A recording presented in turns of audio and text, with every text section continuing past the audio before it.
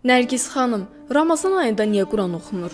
Ramazan ayı elə bir aydır ki, Quran onda nazil olmuşdur. Allahın qatında Lövh-i Məhfuz deyilən bir kitab vardır ki, Quran-Kərim tamamı olaraq Lövh-i Məhfuzda yazılıdır və dünya səmasına Qədir gecəsində endirilmişdir Quran-Kərim və bundan sonra da 23 il ərzində parça-parça Rasulullah sallallahu aleyhi və səlləmə endirilmişdir, ayət-ayət endirilmişdir. Ramazan ayında dili boş-boş sözlərdən qorumaq ən gözəlidir. Zikr halında olmaq, Quran-ı Kərimlə məşğul olmaq, yəni qəlbi də diri saxlayır. Yəni oruç tutmaq bədənin ibadətidirsə, bədəni dirildirsə, Quran oxumaq da qəlbi dirildir.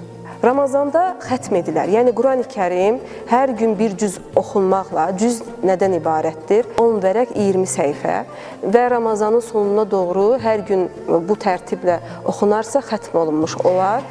İbn Abbasdan, radiyallahu anhdan rəvayət edilən hədis şərifdə, Buxari hədisidir. Buyurulduğuna görə Peyğəmbərimiz sallallahu aleyhi və səlləm Cibril Əminlə birlikdə Quran-ı Kərimi qarşılıqlı oxuyarmışlar. Biz də Rasulullah'a bənzəmək üçün Rasulullahın etdiyi bu gözəl əməli Ramazan ayında tərtib eləyirik.